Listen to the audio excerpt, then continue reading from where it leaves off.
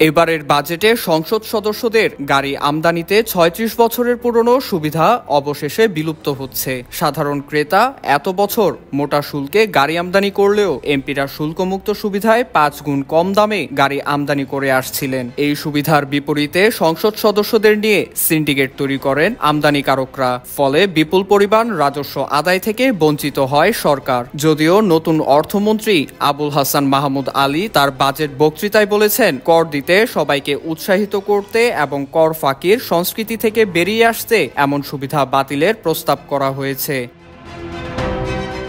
গাড়ি আমদানিতে সবচেয়ে বেশি রাজস্ব আসে সম্পূরক শুল্ক থেকে। ২০২৪-২৫ অর্থ বছরে সংসদ সদস্যদের মোটর গাড়ি আমদানিতে ২৫% শুল্ক এবং ১৫% ভ্যাট আরোপের প্রস্তাব করেন অর্থমন্ত্রী। সব মিলিয়ে গাড়িতে এমপিদের দিতে হবে ৪০% কর। যদিও এর বিপরীতে সাধারণ আমদানিকারককে গুনতে হবে সিসি ভেদে ৪৫ থেকে ৫০০% পর্যন্ত সম্পূরক শুল্ক।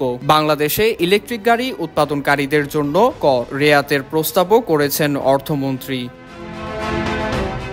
অর্থাৎ ১ কোটি টাকার গাড়ি কিনতে এমপিদের জন্য এখন গুনতে হবে ১,৪০,০০,০০০ টাকা। আগের তুলনায় অতিরিক্ত গুনতে হবে ৪০ লাখ টাকা। অবশ্য সাধারণ ক্রেতাকে গাড়ির দামের সাথে গুনতে হবে অতিরিক্ত ৫০০% সম্পূরক শুল্ক।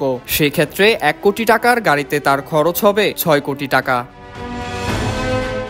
দেশের ৫৩তম বাজেট বক্তব্যে অর্থমন্ত্রী বলেন, জনপ্রতিনিধিরা যদি এই সুযোগ নেওয়া বন্ধ করে এবং সবাইকে কর ফাঁকি দেওয়ার সংস্কৃতি থেকে বেরিয়ে আসতে উৎসাহিত করেন, তাহলে সেটি একটি বড় উদাহরণ হবে। জনপ্রতিনিধিরা কর না দিয়ে জনগণকে কর দিতে বললে জনসাধারণ সেটি অগ্রাহ্য করার সুযোগ নেয় বলেও মনে করেন মন্ত্রী।